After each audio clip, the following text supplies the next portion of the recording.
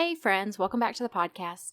Have you ever noticed or have you run into this issue where your child is just really struggling to go to sleep, and it can become very stressful because then you're sleep deprived from staying up with them. You can easily become frustrated from being sleep deprived and then just wishing you could figure out a way to help them to sleep.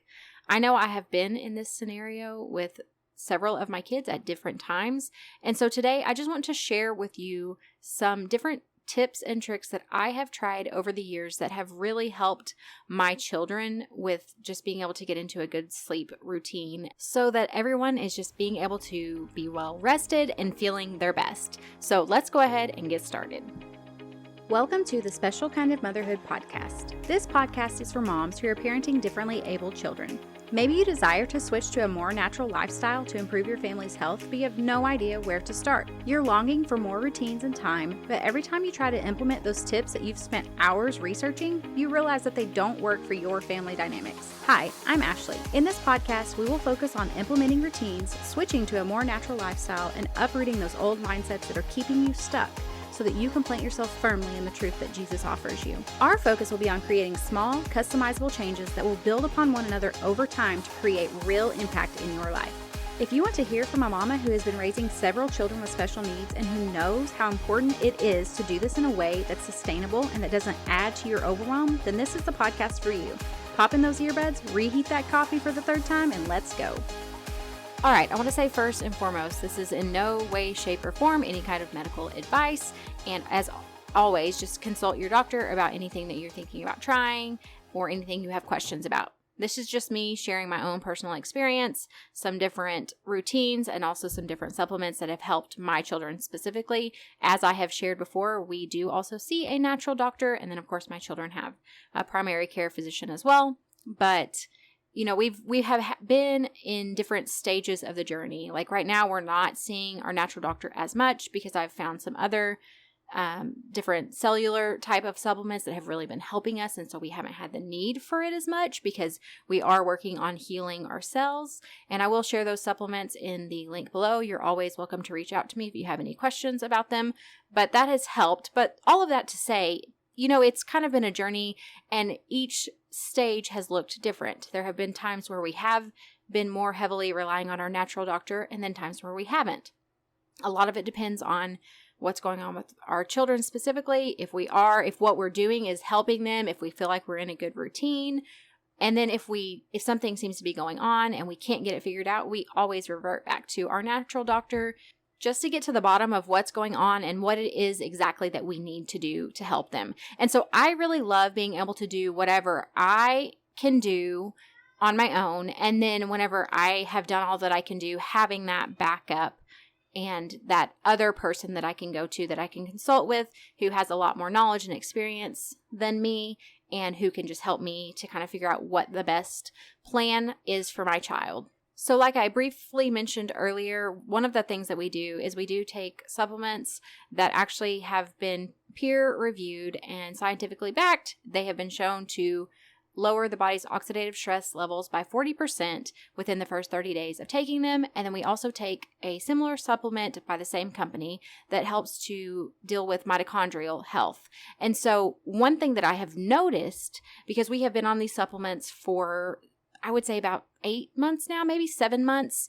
And I have noticed that our need for a lot of these other things that I'm about to mention to you has greatly diminished because my kids are just sleeping better. And I think the reason for that is because whenever your cells are functioning the way that they should, then your body begins to be able to feel better. It begins to function in other areas how it should.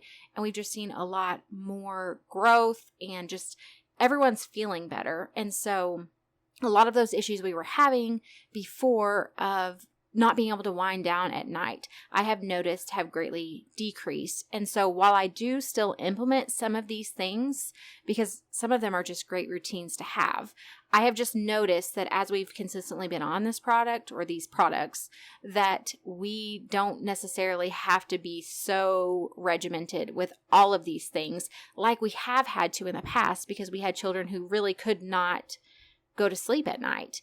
And it really does wear on you because you get so tired.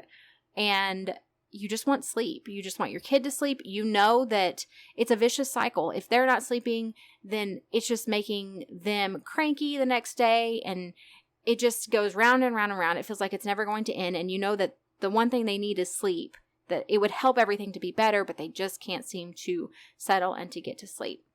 And so we have, like I said, we've done a bunch of different things, and I'm going to go over those as well. But that is one thing that I have noticed that has been extremely helpful for us and has taken a lot of the stress out of it, because I'm not having to try to juggle so many different things to help my kids to sleep at night. And so that has been really nice. And I will leave anything I mention, if there's a link for it, I will leave it in the show notes below.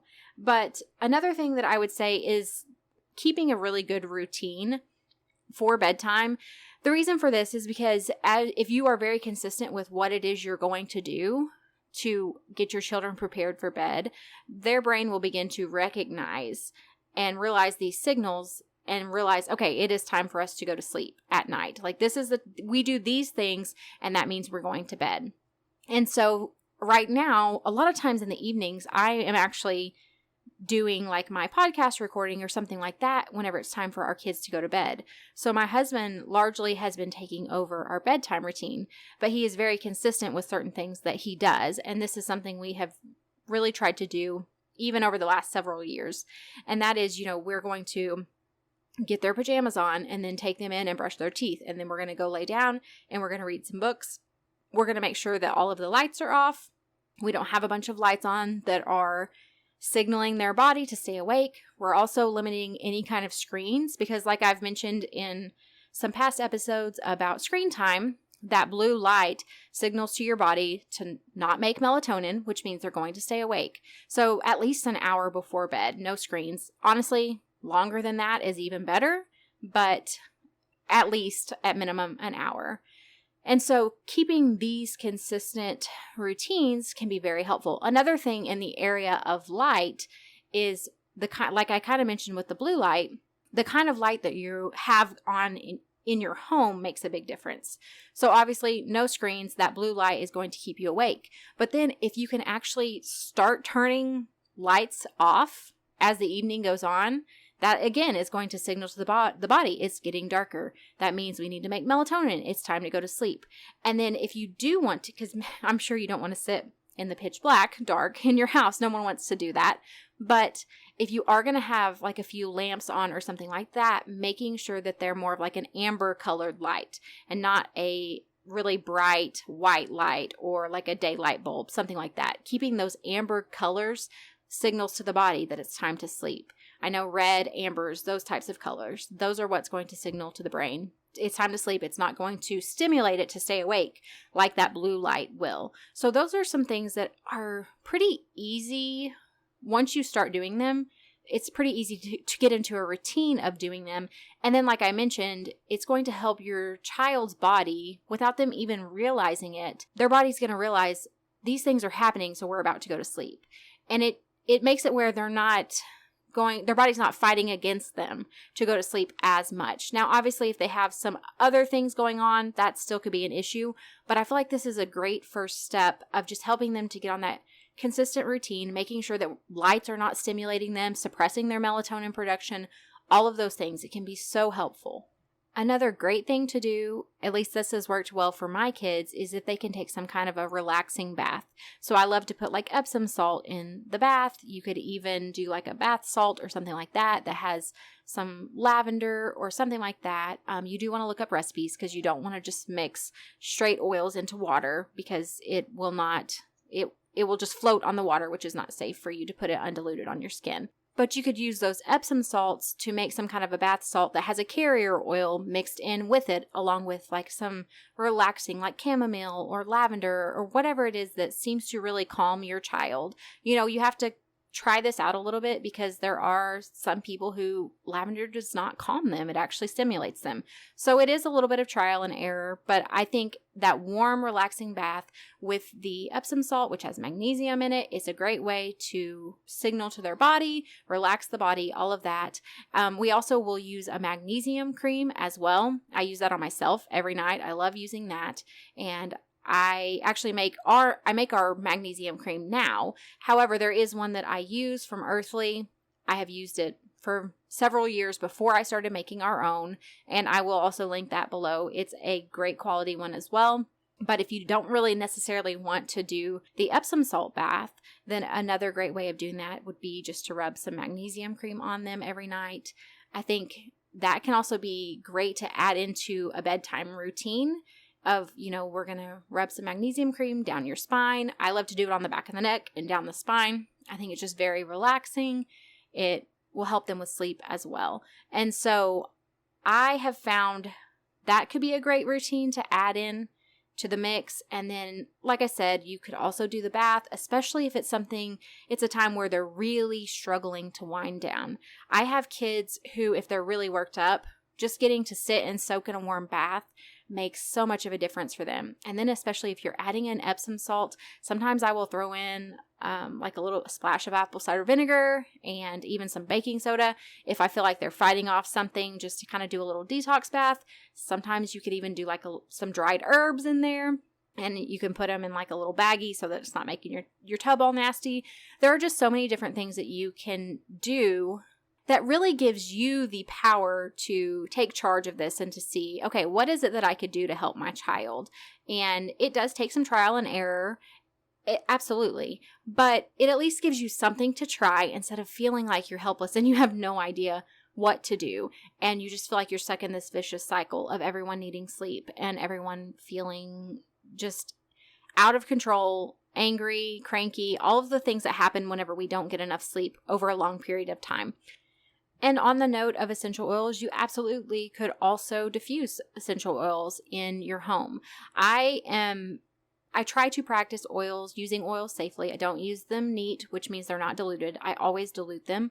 I dilute them to the proper percentage, especially when using them on my children, and because I don't want them to develop any kind of sensitivity to them.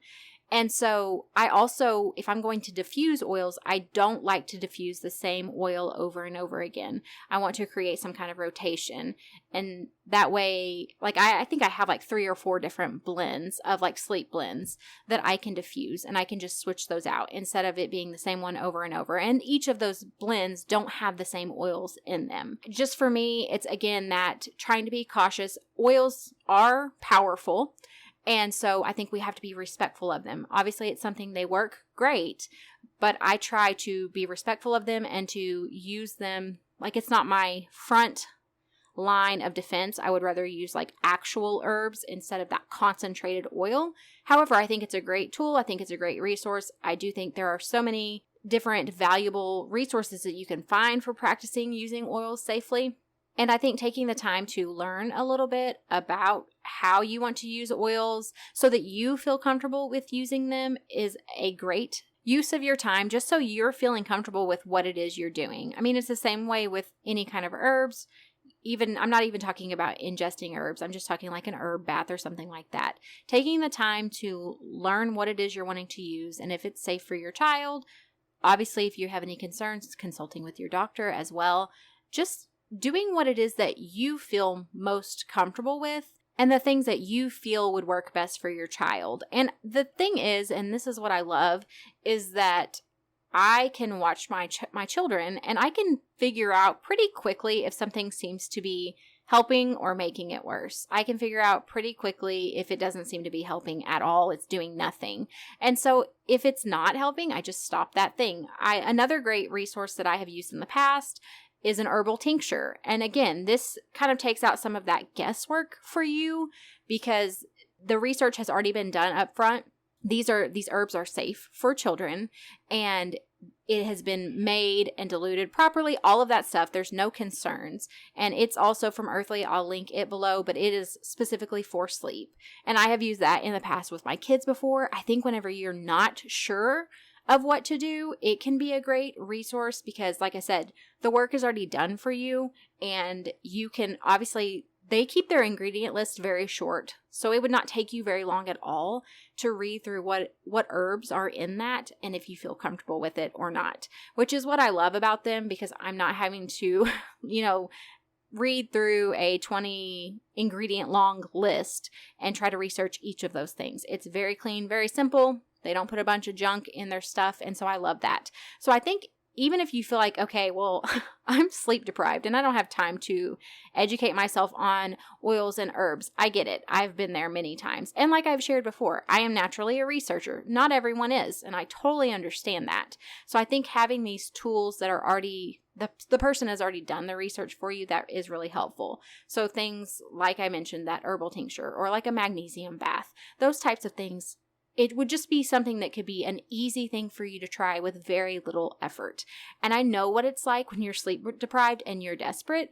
You don't need something that's going to require a bunch of effort. But I do want to give both options because once you get past that point and you've gotten some sleep again, you may want to go back and research and learn more so that you begin to figure out what's going to work best and tailor what you do to your specific family. And I think that's also great. But I also understand when you're in that survival mode, that's probably not happening. And I've been there many, many times, so I get it. But I just hope that this has been helpful. I hope it has given you some ideas of different things that you could try possibly to help your child with sleep. Again, some of these, it's going to take time. Now, I will say, if you're limiting screens, that's probably, you're going to notice that within a quicker period of time because it has been proven that the blue lights do decrease our ability to create melatonin. And so the turnaround on that would probably be a little faster. It really depends on what you're doing. And it depends on your child's specific body and what's going on with them. Even while taking our cellular stuff, each of us has reacted and responded differently because we have so many different things going on with our specific bodies. And so as our cells are being repaired, how that shows is different for each of us. And so that's what we have to remember whenever we are working towards a more natural lifestyle and helping our children with their health, is that each of us, we are uniquely designed by God, and we have very unique things going on with our bodies. And so sometimes things don't exactly happen or change in the way that we thought that they would, but that doesn't mean that change and progress isn't happening. And so I think if we can even start to see maybe our child winding down faster for bed or something like that, maybe it's not exactly what we hoped for, but it's still a win in the right direction. And it's still a good sign that healing is happening, even though it may be going slower than we like. So anyways, you guys are always welcome to reach out to me if you have any questions. If you want to share an amazing resource with me, I would love that as well. I will link all of my email, my social media handles, all of that below in the show notes, and I will see you back next time. Hey, before you go, if you found value in today's episode or you learned something new, would you take a minute to share with someone else that you know would be blessed by it? I would also love it if you would leave me a review. This lets me know that you're enjoying the show, and I love hearing from you. You can connect with me further over on Facebook or Instagram. Until next time, rejoice in hope, be patient in tribulation, and be constantly in prayer. Romans 12:12.